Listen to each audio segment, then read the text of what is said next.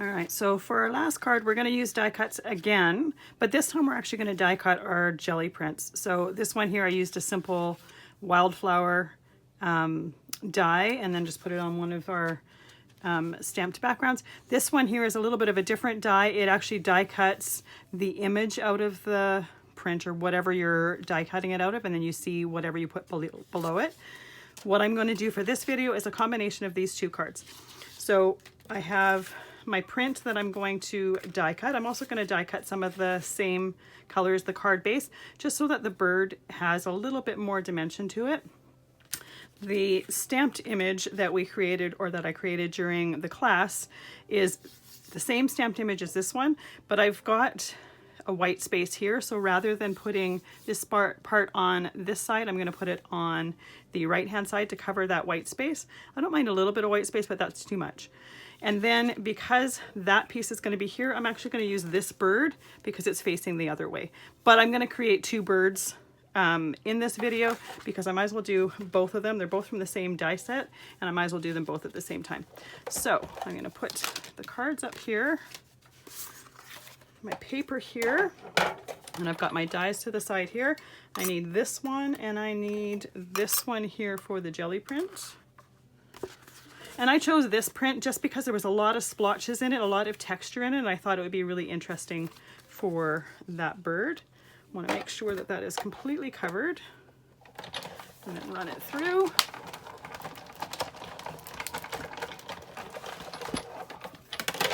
Take that out, put it to the side. I will take them out of the paper in a minute, and then take my burgundy piece here. And I typically try to place my dies so that I'm wasting as little paper as possible, but also making sure that they're not overlapping. If your dies overlap, you can damage them, so we definitely don't want to do that.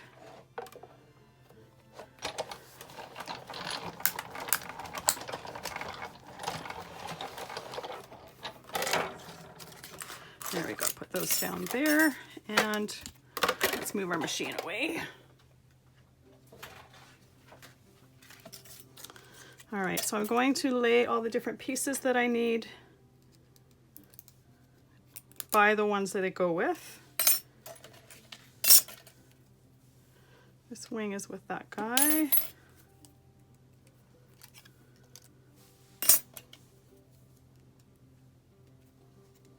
And this wing is with this one.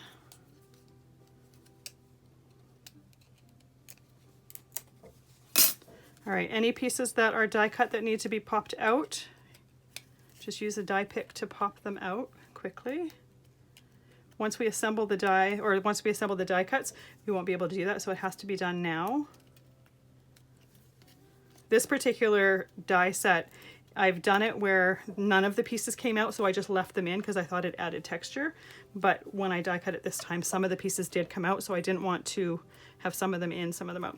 All right, I've got my pieces together there for what we need. Now we're going to add the foundry wax. And I like to add it while it's disassembled, and then I like to assemble it all together. Now before I do that, and before I forget, I want to put my die cut, or my piece of paper down the side, and all I did for that was I ripped a piece of paper, and I had intended to do this before die cutting, but that's okay. Now this gets glued to the side here. I can choose to use this side here or the side here where I see the tear, and I'm going to use the side where I see the tear because it just adds a little bit more texture, a little bit more interest. The reason I'm doing this now is because I do want to add a little bit of foundry wax around that as well.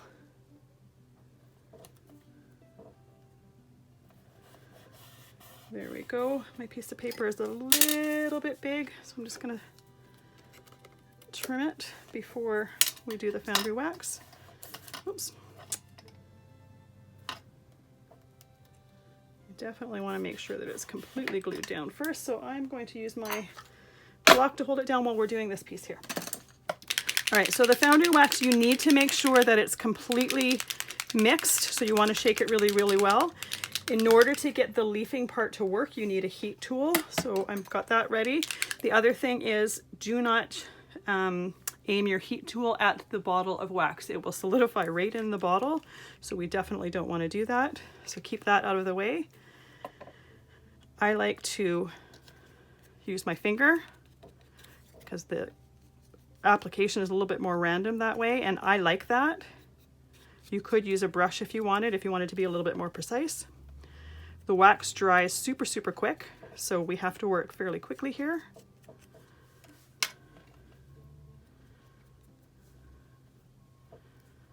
And I get it around all the edges.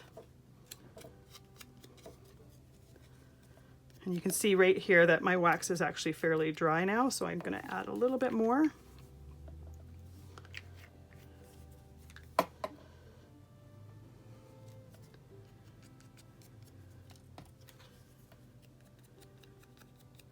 And once this is completely dry, I'm going to glue my birds together. Let me rephrase that. Once this is completely dry, we're going to activate the leafing from the foundry wax first, and then we're going to glue the birds together. Sometimes my brain gets ahead a couple steps. So you'll notice that I'm not being super careful with this. I like to have some chunky areas and some non-chunky areas. I find it, to me, it makes it more interesting. So I do that on purpose. Now to clean this up, let's move these out of the way. You just need some isopropyl alcohol. I'm just misting it lightly and then just wiping up the surface. It cleans up super, super quick. All right, now let's hit these with the heat gun. I'm going to use my die pick to hold them down so they don't float away.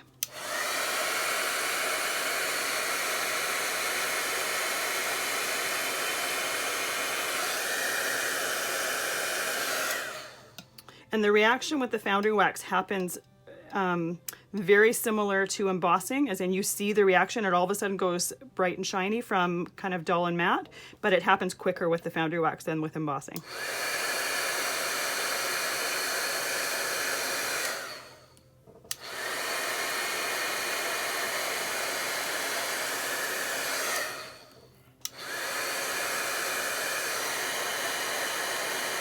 And then once the heat gun is heated up, it happens even quicker.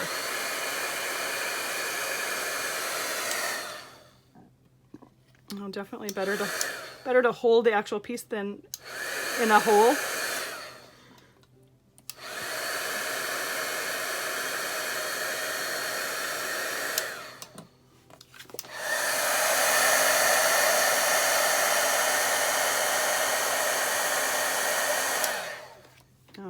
There we go.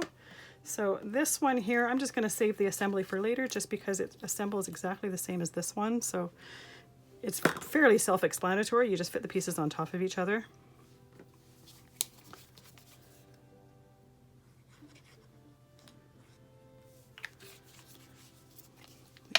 Leave that cap off because we're going to need it. But by choosing the solid and the print, I can see the solid underneath that printed layer. So it just brings out some of the details in that die, which to me makes it look a lot more interesting. All right, I've got those pieces together. Let's glue our card together. This particular one doesn't have a sentiment on the front just because there wasn't really a lot of room. You could always stamp a sentiment in the inside of the card if you choose.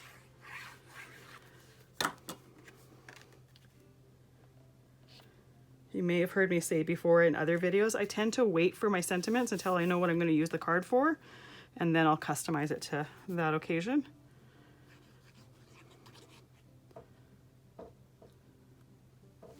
All right, now our little bird, just stick them on the bottom here. And I'm just going to show them to you quickly, and that will sit it aside with my acrylic block on it to hold it down while it dries. But there you go.